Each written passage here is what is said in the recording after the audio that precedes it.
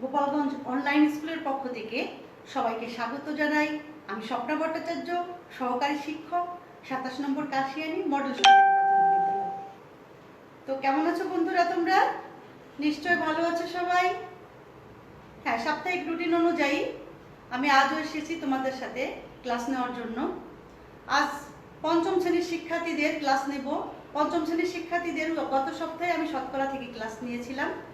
তো তোমাদের নিশ্চয় মনে আছে বন্ধুরা কোন পর্যন্ত আমরা ক্লাস নিয়েছিলাম। আজ তারপর থেকে ক্লাস নেব। গত সপ্তাহে আবার একটু মনে করিয়ে দেই, গত সপ্তাহে কি ক্লাস নিয়েছিলাম? আসল, মুনাফা, মুনাফা নির্ণয়ের হার, এই সূত্রগুলি এবং এই সূত্র থেকে কিভাবে আমাদের গাণিতিক সমস্যার সমাধান করতে হয় সেই পদ্ধতিগুলো আমরা পরিপূর্ণভাবে শিখেছিলাম, তাই না? তো আজ আমরা নতুন ক্লাসে যাব। তো নতুন ক্লাসে যাওয়ার আগে আমরা কিছু একটা আনন্দ ঘন পরিবেশ তৈরি করি নাকি? আসো আমরা একসঙ্গে কিছু একটা করি। কি করব? একটা গান করি।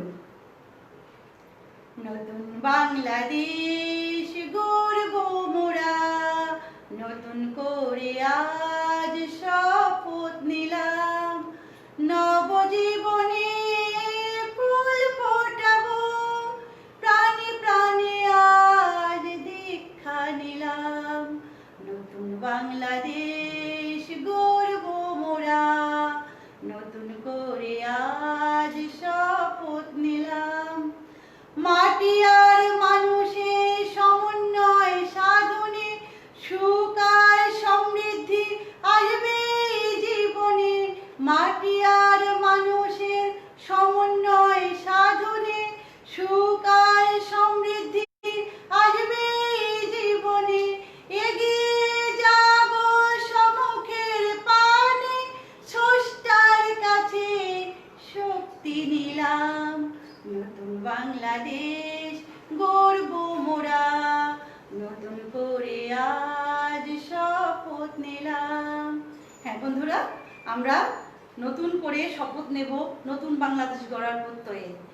আমরা দেশের প্রয়োজনে সবাই যার যার ইচ্ছা মতো যেখান থেকে পারি যতটুকু সম্ভব আমরা দেশের প্রয়োজনে অবশ্যই কাজ করব এবং দেশকে আমরা সমৃদ্ধির পথে এগিয়ে নিয়ে যেতে চেষ্টা করব। অবশ্যই তোমরা সেটা পারবে এবং আমাদের সম্মিলিত প্রচেষ্টায় অবশ্যই দেশ একদিন উন্নতির স্বর্ণশিখরে পৌঁছে যাবে। তো আসো বন্ধুরা, আমরা পাঠে চলে যাই। আজকেও তোমাদের শতকরা থেকে পাঠ নেব। শতকরা।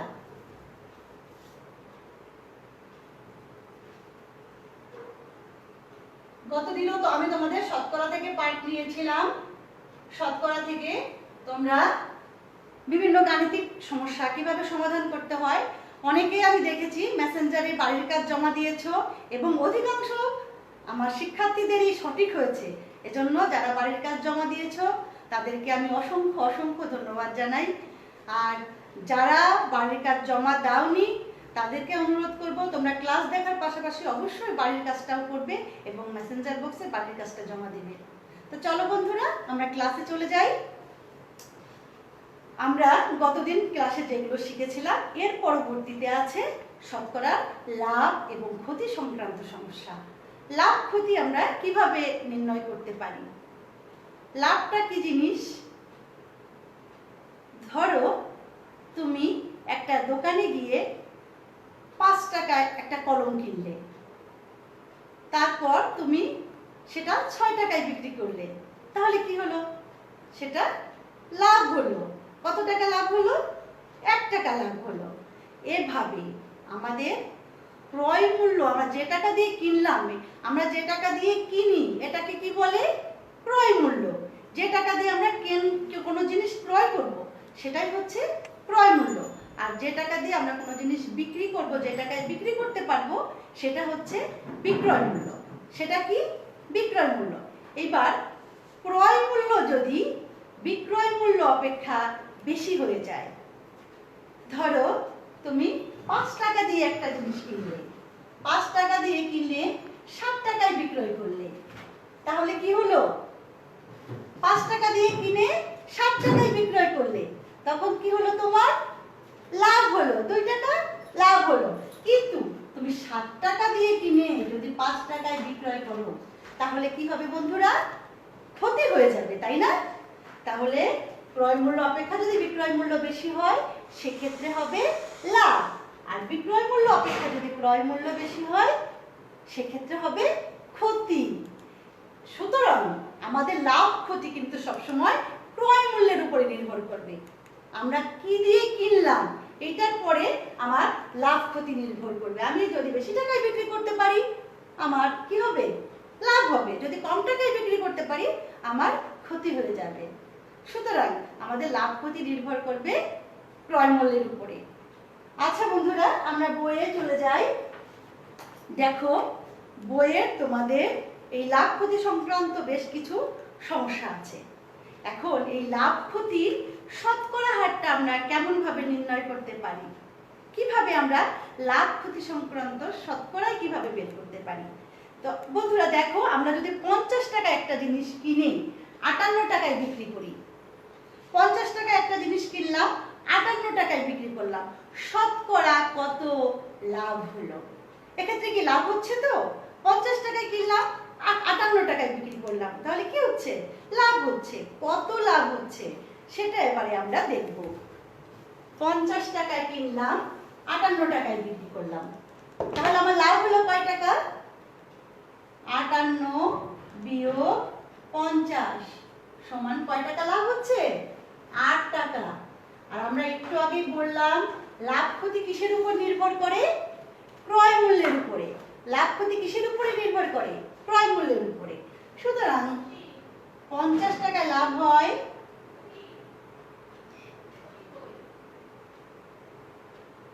50 টাকায় লাভ হয় কয় টাকা? 8 টাকা। 50 টাকায় কয় টাকা লাভ হলো? 8 টাকা। ক্রয় মূল্যের উপর নির্ভর করবে। অতএব 1 টাকায় লাভ হয়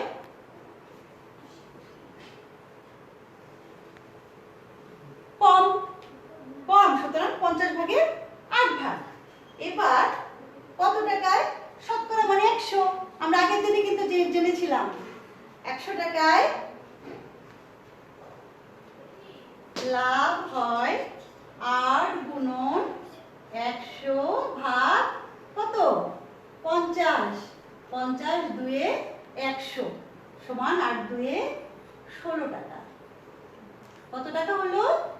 16 টাকা। এবার দেখো, তাহলে আমরা 50 টাকায় লাভ হচ্ছে কয় টাকা? 8 টাকা। 1 টাকায় লাভ হচ্ছে 50 এর 8 ভাগ, আর 100 টাকায় লাভ হচ্ছে 8 গুণন 100 ভাগ 50 সমান 8 দুয়ে 16 টাকা। এভাবে আমরা ক্ষতিও কিন্তু হিসাব করতে পারি। একটা জিনিস আমরা 25 টাকায় কিনে 20 টাকায় বিক্রি করলাম, তাহলে শতকরা কত লাভ বা ক্ষতি হলো? একইভাবে 25 টাকায় কিনলাম এবং 20 টাকায় কি করব? আমরা বিক্রি করব। দেখো কি সহজ, তাই না? 25 টাকায় কিনলাম আর 20 টাকায় বিক্রি করলাম, তাহলে কি হচ্ছে? 25 টাকায় ক্রয় মূল্য আমার 25 টাকা আর বিক্রয় মূল্য হচ্ছে 20 টাকা, তাহলে কি হলো? ক্ষতি হলো। কত টাকা ক্ষতি হলো? 5 টাকা। এই 5 টাকা আমার কত টাকায় ক্ষতি হচ্ছে বন্ধুরা? কত টাকা আমার এই 5 টাকা ক্ষতি হচ্ছে? 25 টাকায় ক্ষতি হচ্ছে। 5 টাকা আমার ক্রয় মূল্য ছিল কিন্তু 25 টাকা। 25 টাকার উপরে আমার ক্ষতি হলো কয় টাকা? 5 টাকা। তো 25 টাকায় ক্ষতি হয় 5 টাকা। 25 টাকায় ক্ষতি হয়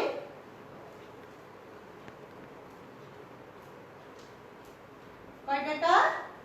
5 টাকা। 25 টাকায় ক্ষতি হয় 5 টাকা। অতএব 1 টাকায় ক্ষতি হয় 25 এর 5 টাকা, তাই না? আর এবার শতকরা যেহেতু 100 টাকায় ক্ষতি হয়, 100 টাকায় ক্ষতি হয় 5 গুণন 100 ভাগ 25। 4 25 100, 4 5 20 টাকা। কত টাকা ক্ষতি হলো? 20 টাকা। 25 টাকায় ক্ষতি হয় 5 টাকা, 1 টাকায় ক্ষতি হয় 25-এর 5 ভাগ টাকা, আর 100 টাকায় ক্ষতি হয় 20 টাকা। তাহলে লাভের ক্ষতির হার কত? এখানে 20%। ক্ষতির হার কত? 20%। এখানে কিন্তু আমরা পার্সেন্টটা দিব না, যেহেতু শতকরার 100 এখানে আছে, উত্তর লেখার সময় আমরা এই পার্সেন্টটা ব্যবহার করব। এবং তাহলে ক্ষতি হচ্ছে 20%, বা 100 টাকায় 20 টাকা, শতকরা 20 টাকা বা 20% ক্ষতি। শতকরা আমরা দুই ভাবে বলতে পারি, এখানে শতকরা 20 টাকা বা 20% ক্ষতি। তাহলে আমরা লাভ ক্ষতির হিসাবটা কিন্তু পরিপূর্ণভাবে বুঝলাম, তাই না? কিভাবে লাভ বের করতে হয়, কিভাবে ক্ষতি, এবং কিভাবে শতকরা লাভ ক্ষতি বের করতে হয়। শতকরা লাভ ক্ষতি আমরা কিভাবে লাভ হলেও বের করব, ক্ষতি হলেও আমরা কিভাবে বের করতে পারি। সেক্ষেত্রে আমার অবশ্যই ক্রয় মূল্যটার উপরে জোর দিতে হবে, এবং ক্রয় মূল্য বুঝতে হবে যে আমার ক্রয় মূল্যের উপরেই লাভ ক্ষতি নির্ভর করবে। আমরা যে টাকা লাভ হলো সেটাও ক্রয় মূল্যের উপরে হবে, যে টাকা আমার ক্ষতি হলো সেটাও ক্রয় মূল্যের উপরে হবে। সুতরাং আমরা ক্রয় মূল্যটাকে প্রাধান্য দিয়ে লাভ ক্ষতি নির্ণয় করব। এখন আসো বন্ধুরা, আমরা একটা সমস্যায় চলে যাই। আমরা একটা সমস্যায় চলে যাই। দেখো,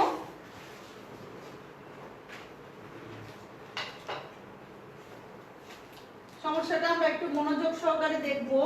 সবাই একটু মনোযোগ সহকারে দেখো সমস্যাটা।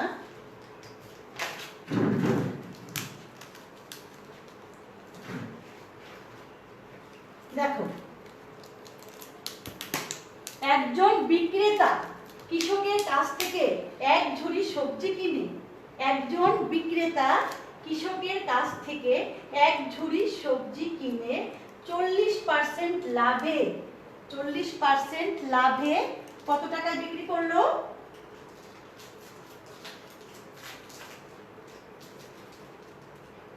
দেখো, একজন বিক্রেতা কৃষকের কাছ থেকে এক ঝুড়ি সবজি কিনে 40% লাভে 6300 টাকায় বিক্রয় করলেন।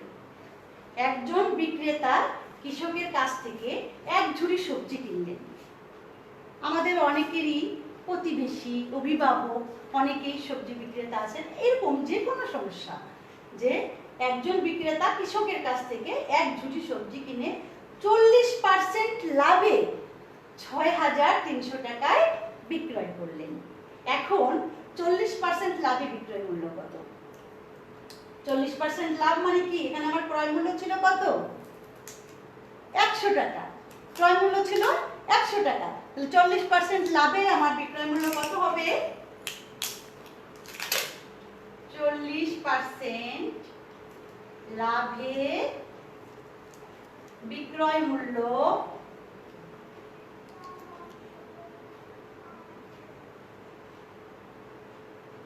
বিক্রয় মূল্য 40% লাভে বিক্রয় মূল্য কি হবে?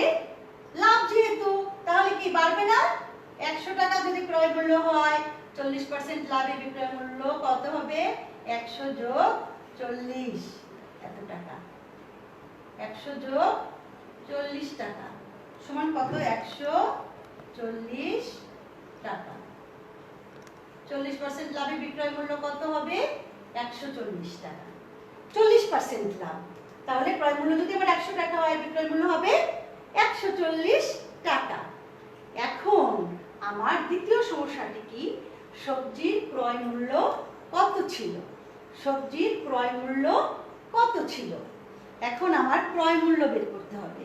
আমার ক্রয় মূল্যটাই এখানে দেওয়া নেই। ক্রয় মূল্যটা আমরা কিভাবে বের করতে পারি? এই 140 টাকা কি হলো? বিক্রয় মূল্য। এই 140 টাকা আমরা কি পেলাম? বিক্রয় মূল্য। এখানে ক্রয় মূল্য ছিল কত? 100 টাকা। যেহেতু 40% লাভ, সেখানে ক্রয় মূল্য হবে 100 টাকা। তাহলে বিক্রয় মূল্য 140 টাকা হলে ক্রয় মূল্য কত? 100 টাকা। ঠিক, বিক্রয় মূল্য 140 টাকা হলে ক্রয় মূল্য 100 টাকা। বিক্রয় মূল্য বিক্রয় মূল্য বিক্রয় মূল্য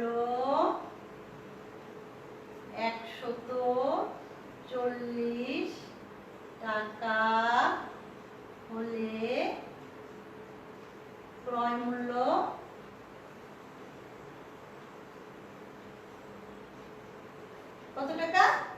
100 টাকা। বিক্রয় মূল্য 140 টাকা হলে ক্রয় মূল্য আমার 100 টাকা। এখন বিক্রয় মূল্য আমরা জানি যে ঐকিক নিয়মে যে কোনো সমস্যার সমাধান করতে গেলে একক মান বের করতে হয়, অবশ্যই একক মান বের করতে হয়। আমি আগেও তোমাদের ঐকিক নিয়মে যখন সমস্যা শিখিয়েছিলাম তখন কিন্তু বুঝিয়েছিলাম যে এখানে যদি 1 থাকে সেক্ষেত্রেও আমাদের 1 বের করে নিতে হয় না, একের নিচে কোনো সংখ্যা থাকলে গুণ করতে হয়।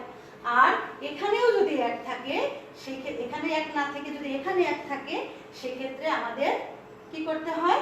ভাগ করতে হয়। কি করতে হয়? ভাগ করতে হয়। কিন্তু যদি দুই পাশেই আমাদের সংখ্যা থাকে অবশ্যই আমাদের একক মান বের করে নিতে হবে। ঐকিক নিয়মের সমস্যার সমাধান করতে গেলে অবশ্যই একক মান বের করা দরকার। তাহলে ক্রয় বিক্রয় মূল্য যদি 1 টাকা হয় তাহলে ক্রয় মূল্য কত হবে? 100 ভাগ 140 টাকা। 100 ভাগ 140 টাকা। এখন আমার বিক্রয় মূল্য যদি 6300 টাকা হয়, বিক্রয় মূল্য যদি 6300 টাকা হয় তাহলে ক্রয় মূল্য কি হবে? 100 গুণন 6300 ভাগ কত? 140। এখন আমরা ভাগ করব, লঘিষ্ঠ আকারে প্রকাশ করব। আমরা লসাগু গসাগু নির্ণয়ে লঘিষ্ঠ আকারে প্রকাশ আমরা কিন্তু শিখেছি কিভাবে লঘিষ্ঠ আকারে প্রকাশ করতে হয়। কিভাবে লঘিষ্ঠ করব আমরা এটাকে আমরা কিভাবে লঘিষ্ঠ করতে পারি? এখানে যদি আমরা 10 দ্বারা ভাগ করি তাহলে কত থাকে? 14 থাকে। এখানে যদি 10 দিয়ে ভাগ করি কত থাকে? 14 থাকে। এখানে যদি 10 দিয়ে ভাগ করি 630 থাকে। এখন আমরা একে যদি ভাগ করি একসঙ্গে, 14 দ্বারা একে একসঙ্গে ভাগ করে দিই তাহলে দেখো কত থাকে? কয়বার যায় বলো? কতবার যাবে? আমরা প্রয়োজনে ভাগ করে দেখি। প্রয়োজনে আমরা ভাগ করে দেখি। 630 কে আমরা ভাগ করব 14 দ্বারা। তাহলে কত হয়? 4 14 56, 5 14 70, 4 14 56। দেখো 6 আছে কত হলে 13 হবে? 7 হলে হাতে 1 70, 5 14 70। আমরা এভাবে ভাগ করে নিতে পারি। পাশে আমরা অধিকাংশ ক্ষেত্রে আমাদের যে সমস্ত সমস্যাগুলি থাকে সেখানে কিন্তু দেখা যায় যে একবারেই ভাগ করলে মিলে যায়। সেক্ষেত্রে আমরা একবারে ভাগ করে দেখব মিলে কিনা। না মিললে আমরা ছোট ছোট সংখ্যা দিয়ে ভাগ করতে থাকবো। তো একবারেই আমাদের কতবার যাচ্ছে? 45 বার যাচ্ছে। 45 বার যাচ্ছে। তাহলে 45 আর এখানে দুটো শূন্য, আমরা শূন্যের গুণ তো জানি। 45 দিয়ে কয়টা শূন্য হবে? দুটো শূন্য হবে। 4500 টাকা। 4500 টাকা। এখন বিক্রয় মূল্য 140 টাকা হলে ক্রয় মূল্য 100 টাকা। 1 টাকা হলে 100 বাই 140 টাকা। আর 6300 টাকা হলে মানে 6300 টাকা হলে আমরা কিভাবে ভাগটা করলাম দেখেছো নিশ্চয়ই? হ্যাঁ, আমরা যত সহজ পদ্ধতিতে করতে পারি আমরা তত সহজ পদ্ধতিতেই করব। অধিকাংশ ক্ষেত্রে দেখবা তোমাদের যে ধরনের সমস্যাগুলি আসে একবারে ভাগ করলেই অধিকাংশ ক্ষেত্রে মিলে যায়। আর যদি না মিলে যায় সেক্ষেত্রে আমরা আবার ছোট ছোট সংখ্যায় ভাগ করতে থাকবো। উভয় সংখ্যাকে কি দ্বারা ভাগ করা যায় সেভাবে আমরা ভাগ করতে থাকবো। ঠিক আছে? তো আমরা পরবর্তী সমস্যায় চলে যাই। এখানে কত হলো? 4500 টাকা। 4500 টাকা। 4500 টাকা।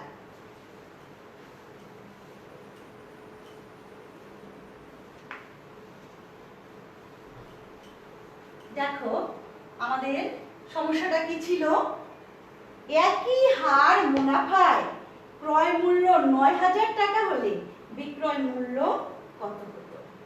একই হার মুনাফায় ক্রয় মূল্য 9000 টাকা হলে বিক্রয় মূল্য কত হতো? এখানে আমার ক্রয় মূল্য বিক্রয় মূল্য কত হতো? বিক্রয় মূল্যটাকে যেটা আমাকে উত্তরে চাইবে তাকে আমরা কোন পাশে নিয়ে যাব? আগেই শিখিয়েছিলাম ডান পাশে, ঠিক বলেছো। তো ক্রয় মূল্য যদি আমার 4500 টাকা ছিল তখন বিক্রয় মূল্য ছিল কত? ক্রয় মূল্য আমরা খ দাগে পেয়েছি, খ থেকে পাই ক্রয় মূল্য 4500 টাকা হলে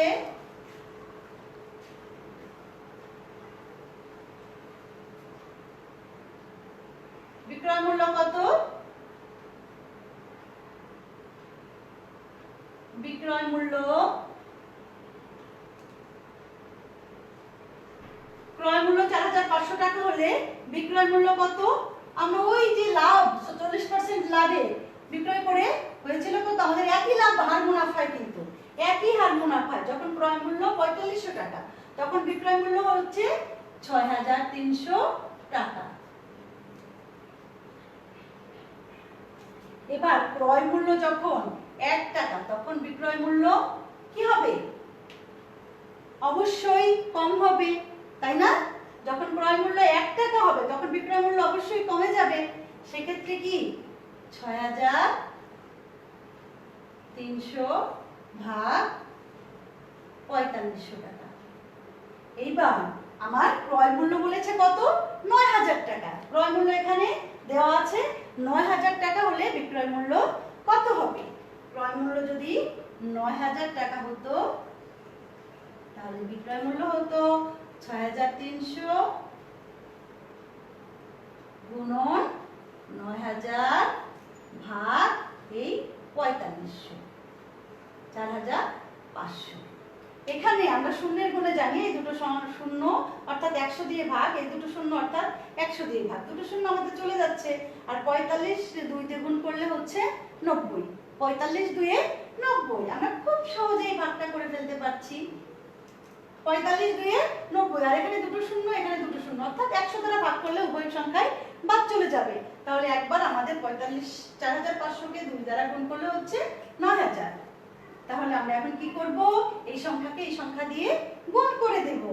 হ্যাঁ, 0 0 3 2 এ 6 6 2 এ 12, অর্থাৎ 12600 টাকা। যদি ক্রয় মূল্য তোমার 9000 টাকা হতো, 40% মুনাফায় বিক্রয় মূল্য হতো 12600 টাকা। ক্রয় মূল্য যদি 9000 টাকা হতো তাহলে আমাদের 40% মুনাফায় বিক্রয় মূল্য হতো 12600 টাকা। তো এর সাথে আমাদের সমস্যাটির সমাধান হয়ে গেল। এখন এই ধরনের যে কোনো সমস্যা যদি আমি তোমাদেরকে দেই, তোমরা কি অতি সহজে সমাধান করতে পারবে না? অবশ্যই পারবে। হ্যাঁ, আমাদের এই ধরনের একটি সমস্যায় আমি এখন তোমাদের দেব। দেখি তোমরা কে কে সমাধান করে কত তাড়াতাড়ি আমাকে মেসেঞ্জার বক্সে জমা দিতে পারো। নীলা একটি পাইকারি দোকান থেকে, লেখো আমাদের বাড়ির সমস্যাটি আমরা নিয়ে নিই।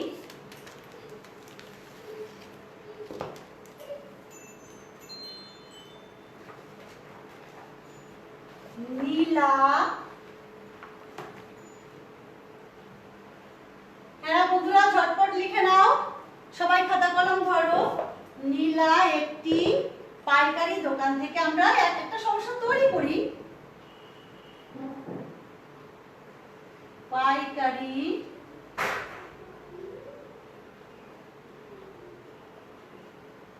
দোকান থেকে নীলা একটি পাইকারি দোকান থেকে 1 ডজন কলম কিনে, ধর একটা পাইকারি দোকানে 1 ডজন কলম কিনলো নীলা। একটা পাইকারি দোকান থেকে 1 ডজন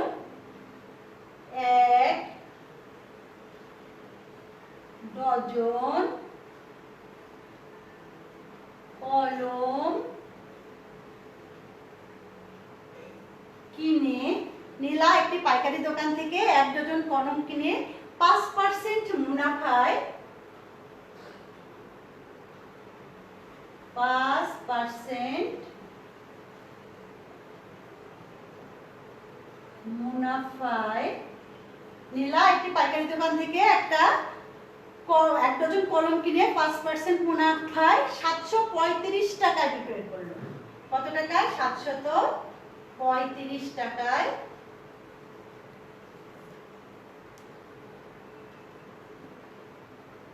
বিক্রয় করলেন।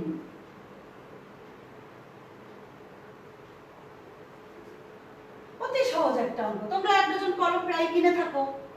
তো নীলা একটি পাইকারি দোকান থেকে এক ডজন কলম কিনে 5% মুনাফায় 735 টাকায় বিক্রয় করলেন।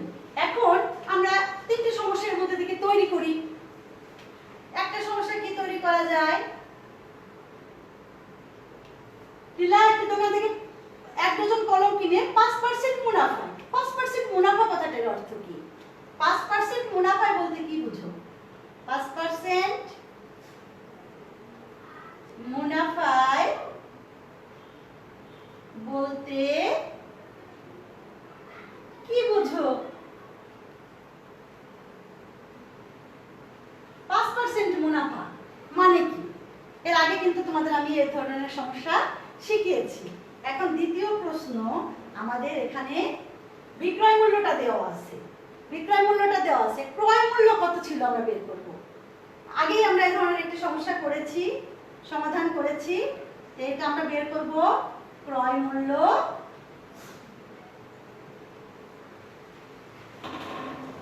কত ছিল। ক্রয় মূল্য কত ছিল। এবার আমরা আরেকটি সমস্যা লিখব, একই হার মুনাফায়, একই হার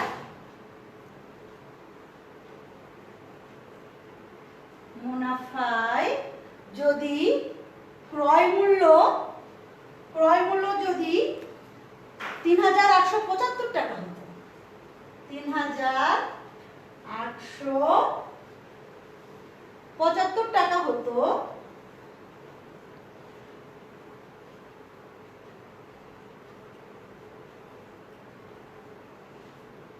তাহলে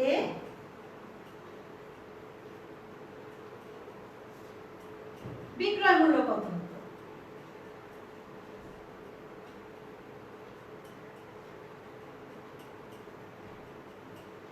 বিক্রয় মূল্য কত হতো? একই হার মুনাফায় ক্রয় মূল্য যদি ৩৮৭৫ টাকা হতো, তাহলে বিক্রয় মূল্য কত হতো? লিখে নাও বন্ধুরা, 5% মুনাফায় বলতে কি বোঝো? এখানে 5% মুনাফায় বলতে কি বোঝো? ক্রয় মূল্য কত ছিল? আর একই হার মুনাফায় বিক্রয় মূল্য যদি একই হার মুনাফায় এত টাকা, বিক্রয় যদি একই হার মুনাফায় এত টাকা বিক্রয় মূল্য হলে, ক্রয় মূল্য হলে এত টাকা, ক্রয় মূল্য এত টাকা ক্রয় মূল্য হতো, এত টাকা যদি একই হার মুনাফায় এত টাকা ক্রয় মূল্য হলে, এত টাকা ক্রয় মূল্য হলে বিক্রয় মূল্য কত হতো? একই হার মুনাফায় এত টাকা ক্রয় মূল্য হলে বিক্রয় মূল্য কত হতো? দেখো, নীলা একটি পাইকারি দোকান থেকে এক ডজন কলম কিনে 5% মুনাফায় 735 টাকায় বিক্রয় করলেন। 5% মুনাফায় বলতে কি বুঝো?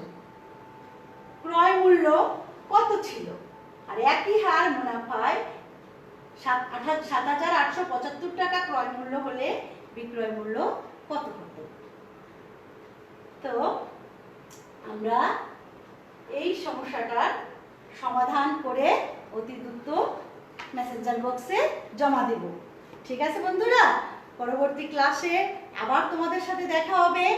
তোমরা সে পর্যন্ত সবাই ভালো থেকো, সুস্থ থেকো, সুন্দর থেকো এবং বেশি বেশি করে, এই স্কুল বন্ধ, সুতরাং তোমাদের কি করতে হবে? বেশি বেশি করে পড়াশোনা করতে হবে।